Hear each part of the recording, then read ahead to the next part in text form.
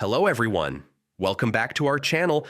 In today's tutorial, I'll be walking you through a complete beginner-friendly guide on how to use GitHub Actions in 2025.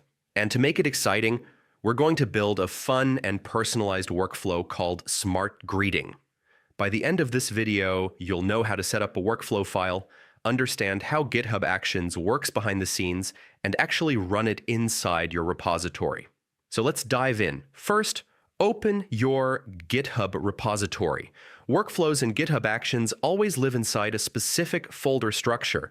So inside your repo, create a folder called .github. Then inside that, create another folder called Workflows. This Workflows folder is where GitHub looks for automation files. Now let's create a new file inside it and name it Smart Greeting YAML. This is the file that will define our workflow. Here's the complete code we'll use. Now let's go through this step by step. At the very top, we've given our workflow a name, Smart Greeting by Noyon Edition. This name will show up in the Actions tab, so you can quickly identify which workflow is which. You can name it anything you like. Think of it as a friendly label. Next is the On section. This tells GitHub when to run the workflow. In our case, we've written workflow dispatch. This means the workflow won't run automatically on pushes or pull requests. Instead, we'll trigger it manually from GitHub's interface. This is a great option for testing or for workflows that you only want to run occasionally. Now comes the Jobs section. Every workflow must have at least one job. We named ours Vibe Check. Each job runs on a virtual machine called a runner.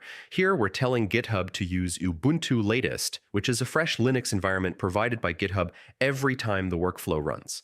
Inside the job, we have steps. Steps are individual tasks that run one after another. The first step is checkout repository, which uses the official action /checkout at v3. This action pulls your repository's code into the runner, so if you need to run scripts or access files, they're available. Even though in our case, we're just printing messages, it's good practice to include checkout in your workflow. The second step is where things get interesting. It's called Greet with Swagger. Instead of using a pre-built action, here we're using the run keyword to directly execute shell commands. And in those commands, we're printing out some fun customized messages. For example, the first line says, "Ural's status synced and smooth like a zero latency server on caffeine." And the second line is a greeting. "Hello, Mint." You're probably out there crafting brilliance again. And the last line adds personality. Me, just vibing in the cloud, decoding your genius one commit at a time. You can replace these echo messages with anything you like. From a simple hello world to reminders to even dynamic messages that make your workflow feel alive. Once you've saved this file, commit it to your repository. Now, let's run it. Head over to the Actions tab in your GitHub repository. You'll see our workflow listed as Smart Greeting by Noyon Edition.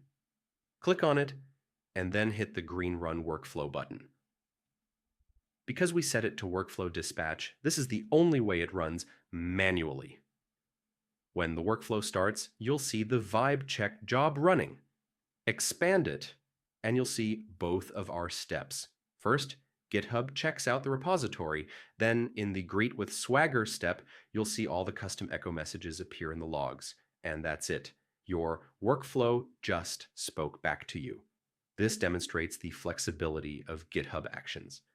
Sure, you can use it for professional automation like testing and deployment, but you can also add creativity, personality, and even fun to your repository.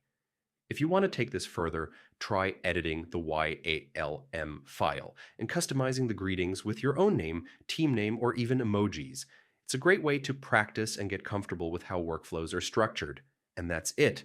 You've just built and executed a custom GitHub Actions workflow from scratch. If you found this guide helpful, don't forget to subscribe to our channel. Thanks for watching, and see you in the next one.